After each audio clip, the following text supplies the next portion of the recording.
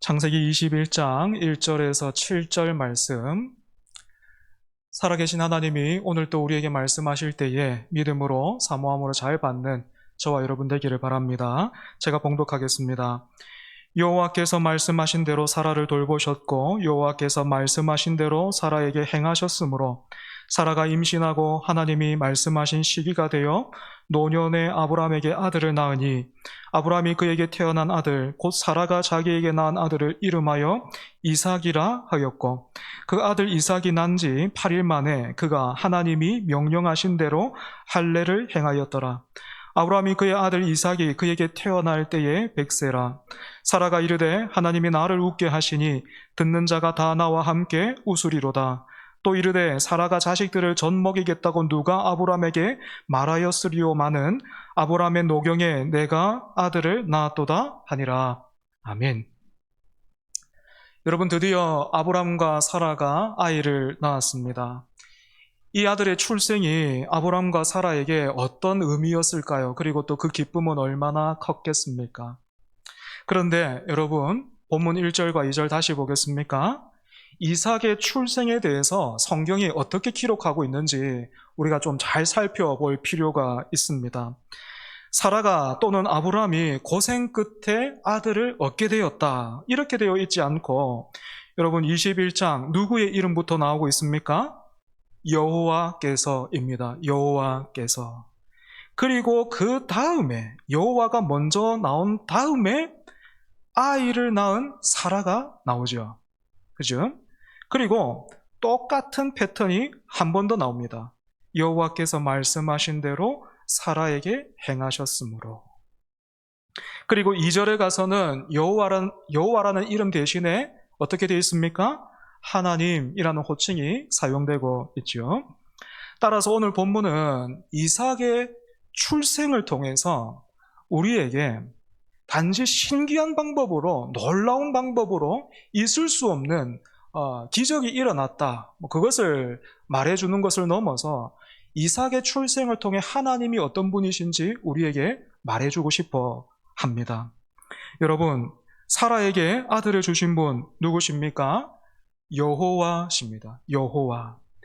여호와라는 그 이름에 어떤 의미가 있다 했습니까? 창세기 이제까지 계속해서 들어오시고 함께 살핀 분들이라면 기억하실 수도 있을 텐데, 여호와 어떤 이름입니까?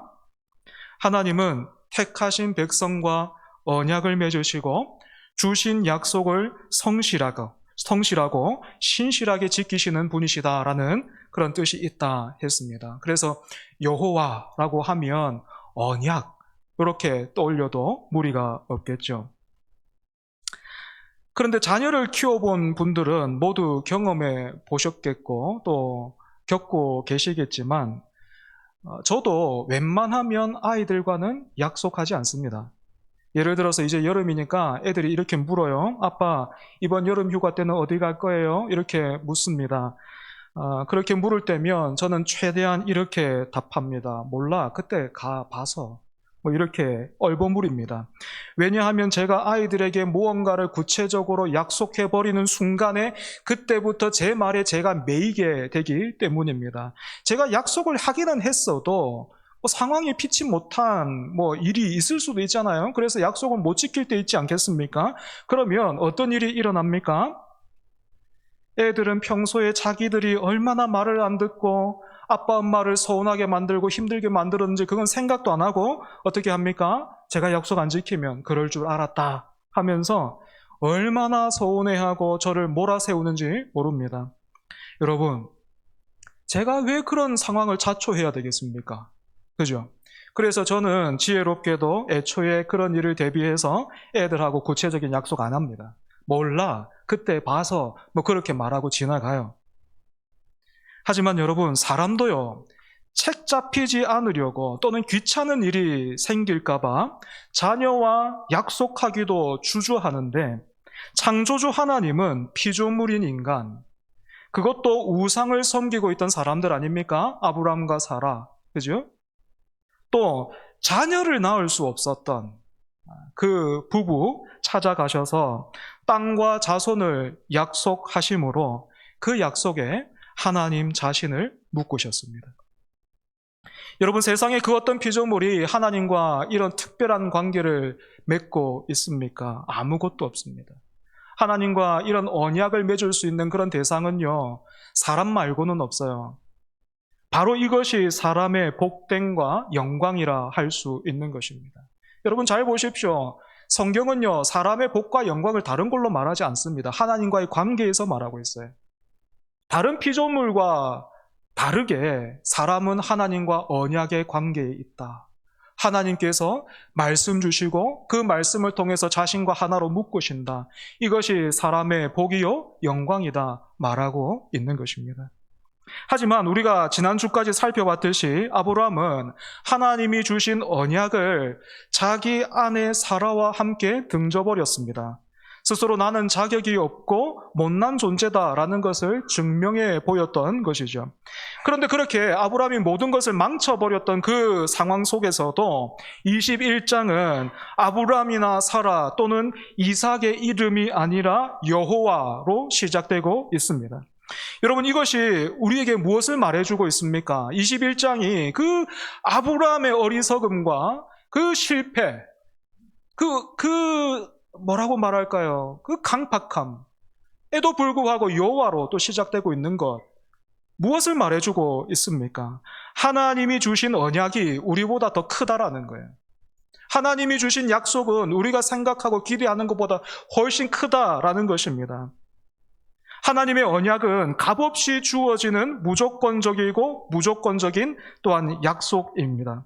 그런데 어떤 사람들은 이 언약을 계약과 종종 혼동하는 것 같아요. 언약이라고 말하면, 하나님이 언약을 통해서 우리와 관계를 맺으셨다라고 말하면 그 언약을 계약이라고 착각하는 분들이 있다라는 것입니다. 우리가 집이나 자동차를 사면 계약을 맺듯이, 그래서 내 편에서 값을 지불해야 거기에 상응하는 대가를 받게 되는 것처럼 하나님과의 관계에서도 내가 이만큼 믿어드렸으니까 이만큼 받아야 되고, 내가 이만큼 수고하고 헌신했으니까 하나님도 이만큼 갚아주시는 것이 마땅하다, 그것이 옳고 바르다라고 생각하는 사람들이 있다라는 것입니다. 하지만 여러분, 계약과 언약은 달라요. 계약은 당사자가 서로 조건을 걸고 한쪽이 그 조건을 어기면 그 순간 어떻게 됩니까? 그 계약은 깨지는 거예요. 그 관계는 깨지는 겁니다. 그리고 계약을 파기한 쪽이 손해배상을 해야 되는 것이죠. 하나님께서 아브라함에게 언약을 주시는 그런 방식이 아니라 아브라함과 계약을 맺으셨다면, 그래서 오늘 우리를 향해서도 하나님이 계약을 맺으셨다면 아브라함과 사라는 어떻게 됐을까요? 아브라함과 사라는 땅과 아들은 고사하고 하나님과의 관계마저도 깨지고 말았을 겁니다.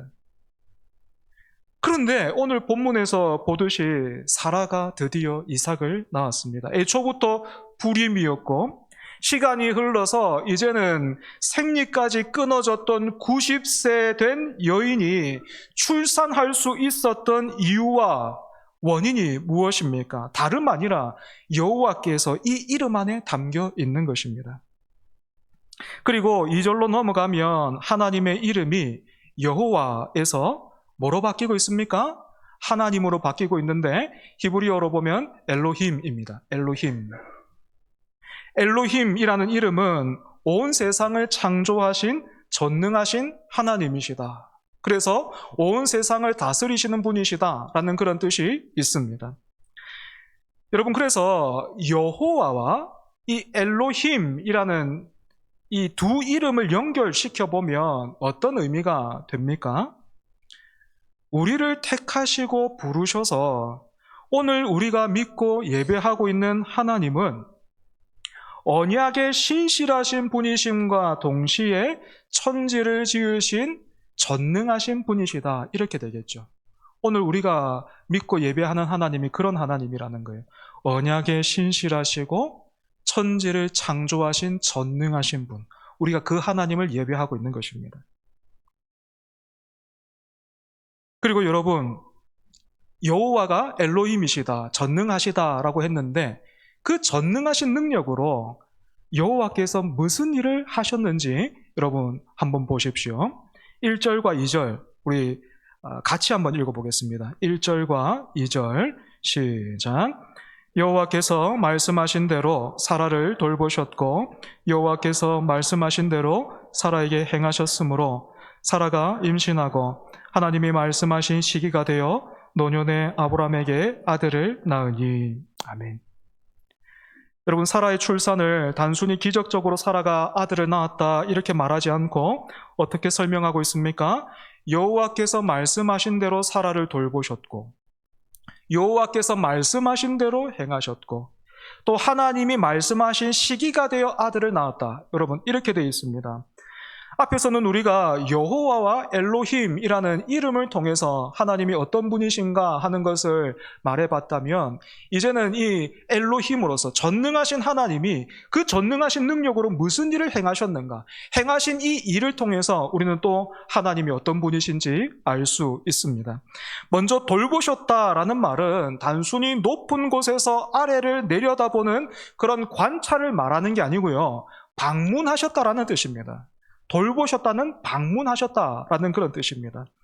그리고 성경을 보면 하나님은 늘 우리를 이렇게 방문하십니다. 그런데 이 방문은 잠깐 들렀다가 그냥 가시는 게 아니고 잠깐 방문했다가 떠나가시는 게 아니고 하나님이 방문하시면요, 그 사람의 인생이 바뀝니다. 출애굽기를 보면 하나님께서 애굽에서 종살이하던 이스라엘 백성들을 구원하시기 위해서 모세를 보내시는데 그때 모세에게 이렇게 말씀을 하십니다. 내가 너희를 돌보아 너희가 애굽에서 당한 일을 확실히 보았노라. 그리고 사무엘상으로 넘어가면 거기에도 아이를 낳지 못했던 여인 한 명이 등장합니다. 누굽니까? 한나. 그죠? 한나도 아이를 낳을 수 없었습니다. 그래서 정말 애끓는 그 심정으로 성전에서 기도했습니다. 그리고 거기서 기도하던 그 여인을 하나님이 돌보셨습니다. 하나님이 방문하셨어요. 그 결과 어떤 일이 일어났습니까? 한나가 아이를 낳게 되죠. 누구를 낳습니까? 사무엘. 언약에 신실하시며 전능하신 하나님이 방문하시자 닫힌 태의 문이 열리고 종이 자유를 얻게 된 것입니다. 그리고 하나님은 또한 행하시는 분이에요. 말씀하신 대로 행하시는 분이십니다. 여기에서 행하다라는 말은 단순히 어떤 행동을 했다라는 그런 의미를 넘어서 만들다, 창조하다라는 뜻이 있습니다. 따라서 하나님께서 사라에게 행하셨다라는 말은 사라가 임신할 수 있도록 옆에서 잘 도와주셨다라는 그 의미를 넘어서 천지를 창조하신 그 능력으로 죽은 것 같았던 사라의 태를 다시 살리시고 그 사라의 태를 열어주셨다라는 것입니다. 생명이 있게 하셨다라는 것이에요. 또한 하나님은 정하신 시기에 일을 이루시는 분이십니다. 창세기 18장을 보면 하나님께서 99세가 된 아브라함에게 내년 이맘때 사라에게 아들이 있을 것이다 라고 말씀하셨어요. 그러니까 오늘 본문을 기준으로 해서 보면은 1년 전이죠. 1년 전에 하나님이 그렇게 아들이 있을 것이다 라고 말씀하셨습니다. 그래서 여러분, 이삭의 출생이 1년 전에 정해졌겠습니까? 그렇지 않습니다. 하나님께서 아브라함을 처음 찾아가셔서 내가 너로 큰 민족을 이루게 하리라 하셨을 때, 아니 그보다도 더 거슬러서 창세 전부터 이 모든 일은 계획되어 있었습니다. 여러분, 이처럼 여호와와 엘로힘이라는 이름과 또 사라에게 행하신 이 세 가지 일을 통해서 다시 한번 우리가 하나님이 어떤 분이신가 하는 것을 말해본다면 어떻게 정리할 수 있겠습니까?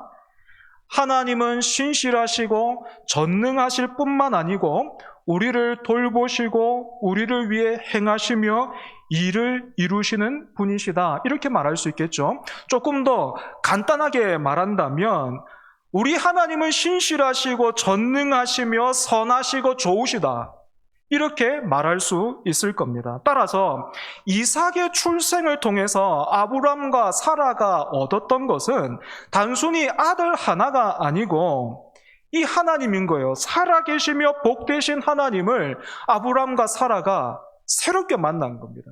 아들의 출생을 통해서 하나님은 참으로 신실하시고 또 하나님은 참으로 전능하시며 그분이 선하시고 좋으신 분이시다라는 것을 두 사람이 새롭게 만나게 된 것입니다.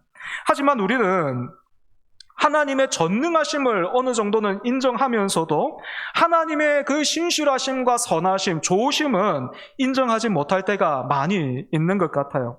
여기에서 인정하지 못한다라는 말은 완전히 부정한다라는 뜻이 아니고, 전능하신 하나님이 대체로 선하시기는 한 것 같은데 때로는 나보다도 덜 선하신 것 같고, 나보다도 덜 좋으신 분이신 것 같고, 나보다도 덜 마음이 좁으시고 덜 공의로우신 분 같다라고 생각한다라는 것입니다. 무슨 말인지 제가 한번 설명해 보겠습니다. 여러분, 아브라함과 사라가 이삭을 낳기까지 시간이 얼마나 걸렸습니까? 25년. 그죠? 75세 부름받아가지고 지금 100세에 낳았으니까 25년 걸렸습니다. 전능하신 분이 또한 선하시고 신실하시고 그분이 좋으시다면 아이가 없던 가정에 그 전능하심으로 좀 많이 주실 수 있는 거 아니에요? 여러분, 25년인데 2살 터울로 주셨으면 그 가정에 지금 애가 몇이어야 됩니까? 아니, 그 전능하신 능력으로 주시는 김에 좀 화끈하게 연년생으로 막 다다다다 주시면은 지금 아브라함이 아들이 몇이겠습니까? 그런데 25년이나 걸려가지고 하나 줘놓고 지금 교회 와가지고 들어보니까 하나님은 신실하시고 선하시고 좋으신 분이다라고 하니까 납득이 안 되는 거예요. 그런데 여러분 한번 생각해 보십시오. 그런 생각과 바람대로 하나님께서 만약에 아브라함을 처음 딱 찾아가셨을 때요, 그 가나안 땅 밖에 있을 때, 하란과 우르에 있을 때 거기 찾아가셔가지고 그때부터 아유 너희를 부부 보니까 애가 없네. 일단 내가 아들 하나 줄 테니까 이제부터 내 말 잘 들어라. 알겠지? 내가 저 땅 있는데 같이 가자. 그렇게 하시면서 아브라함과 사라를 가나안 땅으로 이끄셨다. 여러분 한번 생각해 보십시오. 만약 그랬다면 가나안 땅에서 아브라함과 사라가 하나님을 어떻게 대하고 또 어떻게 섬겼을까요? 하나님 앞에서 어떤 모습을 보였겠습니까? 아브라함과 사라가 하나님을 예배할 수 있었을까요? 아마도 아브라함과 사라는 하나님을 현금 지급기처럼 ATM 기계처럼 그렇게 생각했을 겁니다. 그리고 그건 우상 숭배나 마찬가지죠. 그래서 여러분, 아브라함과 사라가 이삭을 얻기까지 이 25년이라는 시간이 필요했던 것은 하나님이 이 부부를 일부러 어렵게 만들고 애태운 게 아니고요. 이 두 사람이 하나님을 참으로 알고 하나님을 믿고 하나님을 예배할 수 있도록 하나님이 이 두 사람을 견디신 거예요. 하나님이 이 두 사람을 참으신 거예요. 하나님이 이 두 사람을 25년 동안 빚어오신 겁니다. 물론 그래서 세월이 흘러가지고 아브라함과 사라가 이삭을 낳을 만큼 충분히 성장하고 또 성숙했는가 하면 우리가 계속해서 봤듯이 그렇지는 않죠. 그럼에도 불구하고 하나님은 말씀하신 대로 돌보시고 말씀하신 대로 행하시고 정하신 때에 아들을 주셨습니다. 여러분, 이것을 우리가 뭐라고 부릅니까? 은혜라고 하는 거예요. 이걸 은혜라고 하는 겁니다. 그래서 여러분, 25년이라는 시간은 아브라함과 사라가 부모로서 또는 믿음의 조상으로서 자격을 갖추어가는 그런 시간이 아니고 이런 시간인 겁니다. 그 25년이라는 시간을 통해서 아브라함과 사라가 이걸 깨닫게 되는 거예요. 나는 끝까지 자격이 없었구나. 이 모든 것이 하나님의 은혜구나. 하나님의 은혜 없이는 내 삶이 지탱할 수도 없고 설 수도 없구나라는 것을 깨닫게 되는데 필요한 시간이 25년인 겁니다. 여기서 우리가 또 하나 살펴봐야 될 것은 이삭이라는 이름입니다. 여러분, 이삭이라는 이 이름 누가 지어준 겁니까? 누가 지어준 거예요? 오늘 본문에 보면 아브라함이 이삭이라고 지었지만 사실 이 이름 누가 지었습니까? 하나님이 주신 이름입니다. 그런데 이 이삭이라는 이름, 이삭에는 웃음이라는 뜻이 있거든요. 이 이삭이라는 이름이요, 아브라함의 그리고 사라의 일생에 참 의미가 있습니다. 먼저는 창세기 16장을 보면 아브라함과 사라가 하갈이라는 여종을 통해서 이스마엘이라는 아들을 낳습니다. 하나님의 돌보심과 행하심과 그 정해진 시기를 기다리지 못하고 아브라함과 사라가 스스로 한번 웃어보려고, 자기가 생각할 때 너무 오래 기다렸고 이 정도면 됐다 싶은데 하나님은 안 해주시니까 자기가 좀 한번 스스로 웃어보려고, 다시 말해서 하나님 밖에서 행복과 기쁨을 추구했던 것입니다. 그런데 그 결과가 어땠습니까? 모두가 웃으면서 행복해지기는커녕 사라와 하갈 사이에 문제가 생기면서 집안이 그냥 엉망진창이 돼요. 그리고 창세기 17장에서는 다시 한번 하나님께서 아브라함에게 아들을 약속하셨을 때 아브라함이 그 앞에서 웃었습니다. 그리고 18장에서도 하나님이 내년 이맘때 사라에게 아들이 있으리라 하셨을 때에도 사라가 그 말씀을 듣고 웃었습니다. 불신과 의심의 웃음이었죠. 그런데 하나님은 이처럼 자기를 불신하고 비웃은 두 사람을 벌하지 않으셨고 의심과 불신의 웃음을 참된 기쁨의 웃음으로 바꾸어 주셨습니다. 여러분, 이처럼 우리를 진정 웃게 해주시는 분은 이 세상 그 무엇도 아니고요, 오직 하나님 한 분밖에 없습니다. 하나님의 돌보심, 하나님의 행하심, 정해진 그 시기에 이루어지는 그 일이 우리를 웃게 하는 겁니다. 우리를 복되게 하는 겁니다. 하나님 말씀대로 사는 게 제일 안전해요. 유튜브가 아니고요, 카톡이 아니고요, 다른 사람 그 어떤 말이 아니고요, 성공한 어떤 그 사람의 말이 아니고요, 하나님 말씀대로 사는 게 제일 안전합니다. 하나님 말씀대로 사는 게 제일 복됩니다. 하나님 말씀대로 사는 게 제일 후회가 없습니다. 하나님 말씀대로 사는 게 제일 영광스럽습니다.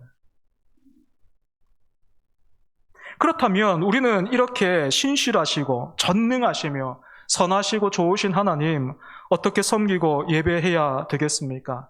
우리는 그 답을 이삭을 낳은 아브람과 사라를 통해서 볼 수 있습니다. 먼저 아브람 한번 보십시오. 본문 4절인데요. 4절 같이 읽어볼까요? 시작. 그 아들 이삭이 난 지 8일 만에 그가 하나님이 명령하신 대로 할례를 행하였더라. 아멘. 여러분, 할례 무엇입니까? 남자의 생식기의 그 끝에 있는 표피를 잘라내는 것인데 무슨 뜻이 있습니까? 하나님의 언약의 백성이다라는 표를 몸에 새기는 거예요. 다시 말해 아브라함은 그 아들 이삭 품에 안고 이렇게 고백한 거예요. 여러분, 이삭 25년 만에 얻었습니다. 사라를 통해서 처음 얻은 아들이에요. 그 아들 얼마나 귀했겠습니까? 입장 바꿔서 여러분 한번 생각해 봐요. 그런 아들 여러분 품에 딱 안았다 생각해 봐요. 그런 존재를 내가 품에 안았다 생각해 보십시오. 어떻게 하시겠습니까? 내 거죠. 누구도 손 못 대. 내 건 거예요. 하지만 아브라함은 난 지 8일 만에 할례를 행했습니다. 그 이삭을 품에 안고 아브라함이 이렇게 고백한 거예요. 이 아이는 내 아들이기 이전에 하나님이 약속하신 언약의 자손입니다. 이 아이는 내 것이 아니고 하나님의 것입니다. 그리고 하나님께서 이 아이를 통해서 약속하신 언약을 이루어 가실 줄로 내가 믿습니다. 여러분, 이것이 참된 예배입니다. 25년 만에 얻은 귀한 아들이자 인생의 전부라고 할 수 있는, 자기 목숨과도 바꿀 수 있을 것 같은데 그 아들을 품에 안고서도 아브라함은 이 아들은 내 아들, 이 아들은 내 소유라고 말하지 않았던 거예요. 이 아들이 내 소망이다라고 말하지 않았던 겁니다. 아브라함은 늦게 얻은 아들보다도 하나님을 더 붙들었습니다. 하나님이 은혜로 주신 아들을 내 것이라고 말하지 않고 할례를 통해서 하나님께 돌려드렸습니다. 이 아들은 하나님이 주신 아들이에요. 이 아들은 하나님의 소유입니다. 이 아들을 통해서 행하실 일들을 기대합니다. 우리가 주일에 예배로 모여서 해야 할 일도 바로 이것입니다. 시간과 물질과 내 몸과 마음, 그리고 하나님께서 주신 모든 관계까지 하나님께서 은혜로 주셨으니 내가 다시 하나님께 이 모든 것들을 돌려드립니다. 다시 한번 하나님의 은혜와 신실하심을 붙들고 거기에 기대어 내가 살기를 원합니다. 우리가 고백하는 거예요. 이처럼 아브라함은 순종과 헌신을 통해서 예배했다면 사라는 찬송했습니다. 여러분 6절과 7절 같이 한번 읽어보겠습니다. 6절과 7절입니다. 시작. 사라가 이르되 하나님이 나를 웃게 하시니 듣는 자가 다 나와 함께 웃으리로다. 또 이르되 사라가 자식들을 젖 먹이겠다고 누가 아브라함에게 말하였으리오마는 아브라함의 노경에 내가 아들을 낳았도다 하니라. 아멘. 사라는 이렇게 말하지 않았습니다. 내 아들이 나를 웃게 하는구나. 아들이 나를 행복하고 복되게 만드는구나. 다들 여기로 와서 내가 낳은 아들을 보라. 그렇게 말하지 않았습니다. 사라는 뭐라고 노래했습니까? 하나님이 나를 웃게 하신다. 하나님이 나를 웃게 하신다. 그리고 이제껏 나는 하나님을 향해 불신과 의심으로 반응했지만 하나님은 그런 나를 불신하거나 의심하지 않으시고 말씀하신 대로 돌보시고 행하시고 정해진 시기에 아들을 낳게 하셨다. 나를 향해 신실하시고 전능하시며 선하신 하나님께서 나만이 아니라 이 소식을 듣는 모든 사람도 웃게 해 주실 것이다. 이렇게 외쳤습니다. 여러분, 사라의 이 찬송처럼 신실하시고 전능하시고 선하신 하나님께서 말씀하신 대로 우리도 돌보시고 말씀하신 대로 우리에게도 행하사 때가 참에 우리를 위한 구주를 보내주셨습니다. 이삭이라는 이름에는 웃음이라는 뜻이 있었지만 이 웃음은 한 가정의 웃음이었습니다. 그러나 하나님께서 우리를 위해서 주신 그 아들 예수 그리스도께서 주시는 기쁨은 사라의 말처럼 듣는 자가 다 함께 웃을 수 있는 기쁨, 즉 온 인류의 기쁨이 되는 것입니다. 이런 의미로 이삭은 참된 웃음을 가리키는 그림자였고 그 그림자가 누굽니까? 그 그림자가 가리키는 실체가 누굽니까? 예수님인 거예요. 말씀을 정리하겠습니다. 아브라함과 사라가 드디어 아들을 얻었습니다. 하지만 하나님께서 이 두 사람에게 진정으로 주고 싶어 하신 것 무엇입니까? 바로 하나님 자신이었습니다. 여러분, 하나님께서 아브라함과 사라에게 주고자 하신 것은 그냥 아들 하나가 아닙니다. 하나님 자신이었어요. 이건 오늘도 마찬가지입니다. 우리는 종종 급한 마음에 현금 지급기 앞에 서 있는 사람처럼 하나님 앞에서 당장의 세상에 들고 나가서 써먹을 수 있는 것, 그래서 모두가 인정하고 부러워할 만한 것들을 구합니다. 하지만 여러분, 이미 경험하고 계시겠지만 하나님은 그렇게 우리가 구하는 현금 같은 거는 안 주세요.